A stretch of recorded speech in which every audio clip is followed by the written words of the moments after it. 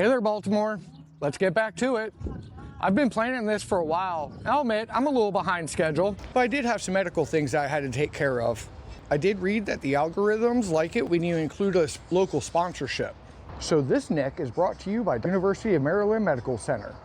If your neck looks like it was stacked by a bunch of drunk college kids playing Jenga, see him for all your trauma needs. Back at the 9/11 Memorial. Hopefully you understand why by now. Still want to be retired, and I'll keep saying that. But I want to be retired in the country I thought I was serving for. And that's why I'm here. I'm still flying around on my scooter. Maybe you've seen me at some protests or marches.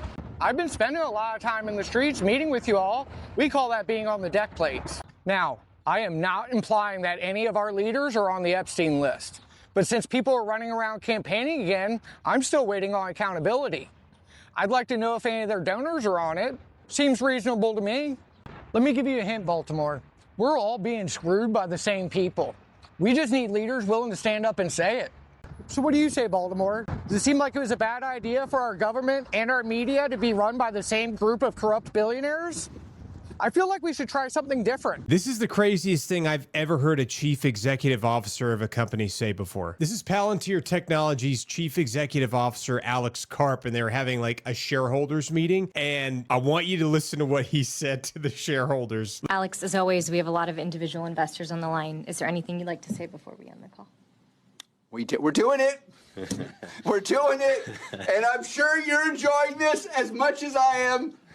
Let's not talk to analysts about the burden of being right, our burdens of investing in ontology, our burdens of actually looking at the math, the burden of reading what the rule of 40 is, the burden of being honest about what an enterprise software company is, or the burden of explaining to your friends that you're really happy.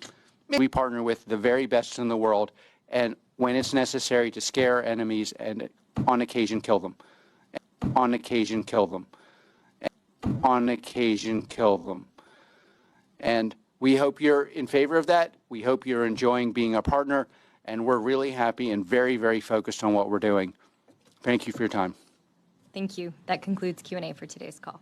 I don't think I've ever heard a CEO of a company, like a major company, say, we occasionally kill people. It's just like, it's so the craziest. Now, I'm glad to see our representatives are looking at future budgets. They need to be thinking 10 years ahead.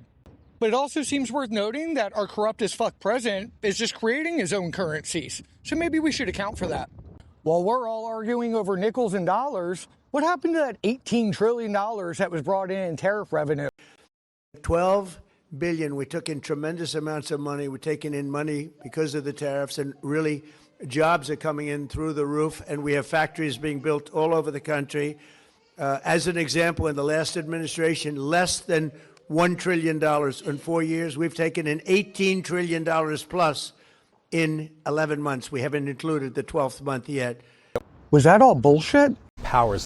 I'm standing outside the Supreme Court where the justices have just struck down President Donald Trump's far-reaching global tariffs, handing him a significant defeat on an issue that is central to his economic agenda.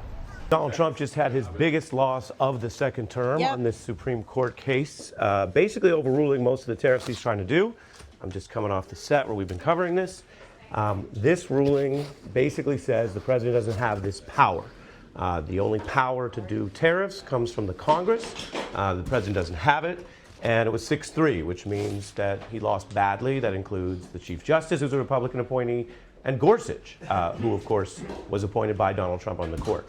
This matters beyond tariffs because ultimately, when you look at a ruling like this, you're seeing a majority that says that what Trump is doing in the second term has exceeded his authority.